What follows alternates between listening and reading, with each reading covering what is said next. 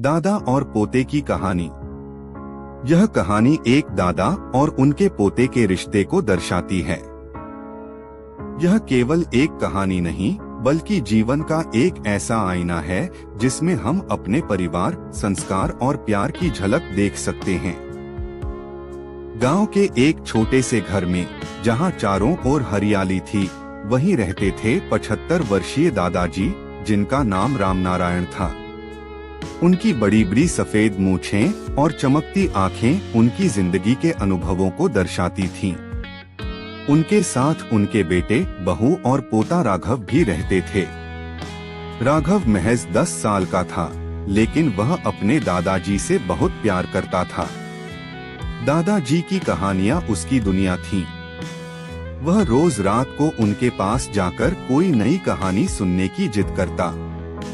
दादाजी भी खुश होकर अपने बचपन की बातें, युद्ध की घटनाएं और नैतिक कहानियां सुनाया करते थे। परिवार सुखी था, लेकिन समय के साथ चीजें बदलने लगी।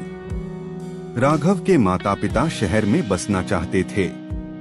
उन्हें गांव की जिंदगी पुरानी और कठिन लगती थी। एक दिन उन्होंने फैसला किया कि वे शहर जाकर बसेंगे और दादाजी को गांव में ही छोड़ देंगे। राघव को यह सुनकर बहुत बुरा लगा। उसने अपनी माँ से कहा, माँ, दादाजी को हम कैसे छोड़ सकते हैं?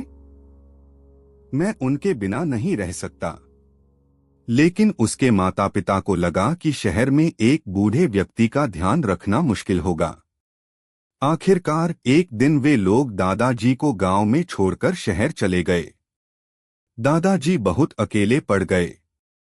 उन्होंने कभी नहीं सोचा था कि उनका परिवार उन्हें इस तरह छोड़ देगा।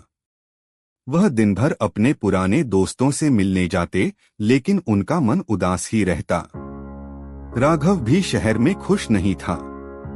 उसे अपने दादाजी की कहानियां और उनके साथ बिताए पल बहुत याद आते थे।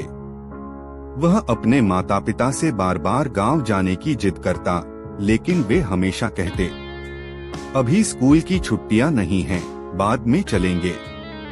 पर राघव का मन नहीं मान रहा था। एक दिन राघव ने ठान लिया कि वह अपने दादाजी के पास जाएगा। उसने अपनी गुल्लक से पैसे निकाले, अपना छोटा सा बैग पैक किया और चुपके से घर से निकल पड़ा।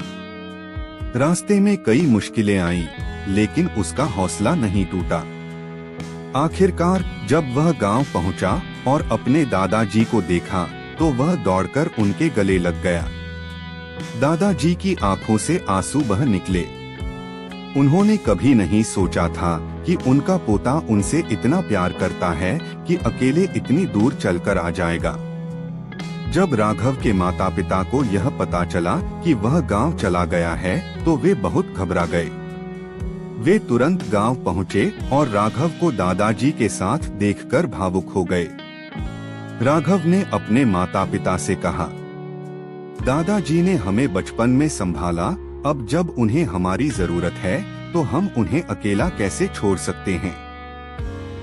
यह सुनकर माता पिता को अपनी गलती का एहसास हुआ। उन्होंने दादाजी से माफी मांगी और उन्हें अपने साथ शहर ले जाने का फैसला किया। निष्कर्ष